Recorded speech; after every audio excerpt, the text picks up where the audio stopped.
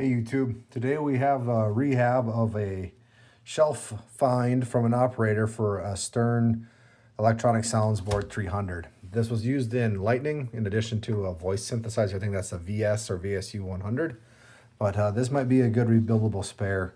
They had used it for parts, so the amplifier there at U1's missing. The schematics say that that should be 2002. It also needs some kind of a heat sink there. That's probably going to be just the standard one. They sacrificed or stole off a header there, so that'll be replaced. And it wasn't stored the greatest because, again, it was just in a parts pile. But that can probably be straightened out for testing. And then I don't know about that 0.1 header, though. That one's pretty messed up. We might have to just replace that instead of trying to straighten all those out. But other than those, looking at the back, I don't see any other empty solder holes. So I think that's about it. Before we can test it out, let's just get those headers and then amp in. And then I don't think there's a whole lot to this board. That'll probably be a situation where I should knock on wood. I think this is just a sounds generator. I don't think that's programmable at all. But we can get this on the bench, get those parts replaced, and then test it out in the machine. All right, we got the modifications made. Found an old amplifier off of a Williams soundboard. That worked great for parts. Put a new header in up top for those ribbon cables that are 0.1 connectors, and then put in another 0.156 header.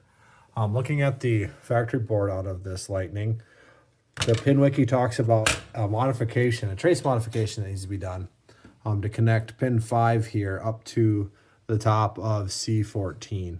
And on the back of that board, I just ran a jumper wire because it was missing it. But if you needed to know if that was there or not, it's actually this trace that comes off of that pin. It goes all the way around and it connects to the top of R25 here. But then on the back side, the top of R25 is connected to C14. So if you see this trace around the bottom and kind of up to the middle height, you know that connection's made. And then on that board, it's kind of hard to see, but that trace isn't present. So it's an easy way to tell without having to take it out if you have it or not. But this is the first go around. I have no idea if this soundboard that's been sitting on a shelf probably for 30 years, 40 years is gonna work. So we're just gonna fire it up and see what happens. 1, 2, 3. I'm guessing some of that was the caps reforming after not having power for a very long time. Those are my balls. My pinball's kicking over in the trough because I had the plate filled up a while ago. But in the test mode, I think it will run through a few sounds. So this is just solenoids. I don't know if they play after this.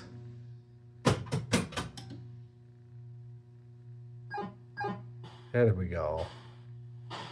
So I think all of these are coming off of that. Obviously the voices aren't coming off of the background soundboard, but I think the bleeps and bloops are, those I think are coming off the soundboard. And I don't think it has any other built-in sound test. It's just doing it through this burn-in test.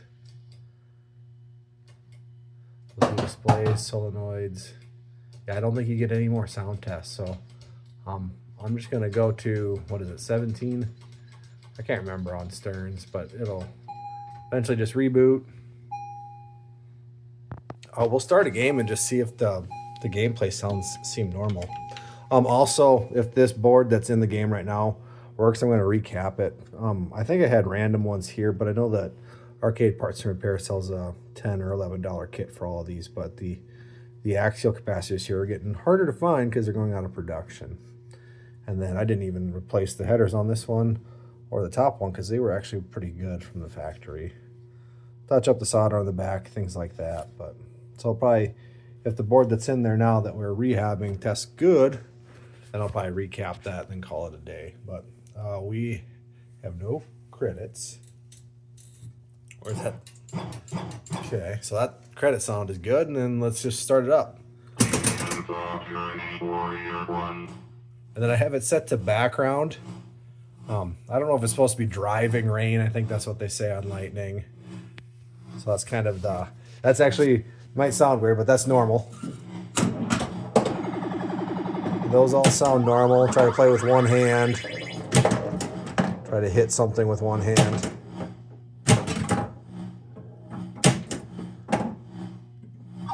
That sounds normal. That spinner sound is normal.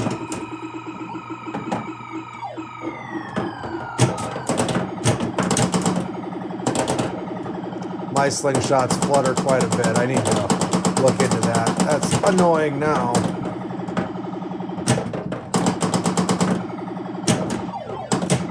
But so far, all the sounds seem normal.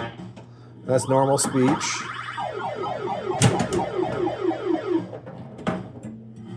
And then these are new drop targets, so of course they love to brick and not fall.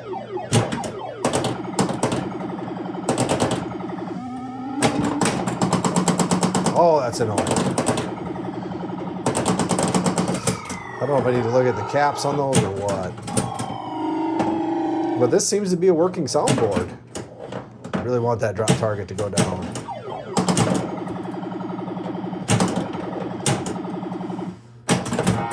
Yeah, so that seems to be working.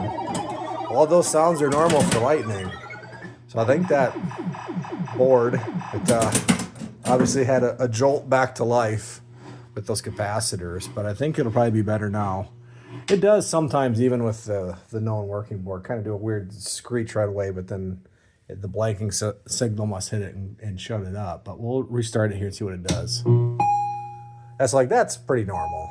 It's not completely silent, but that's just a quick blurb. But I'm guessing that first power out after 40 years on the shelf is probably quite jarring to those capacitors. But I will let it play test for a little longer, but I think this one's probably going to be a wrap. I'll cap it, throw it in a box, and keep it as a spare. So hopefully this helps you out.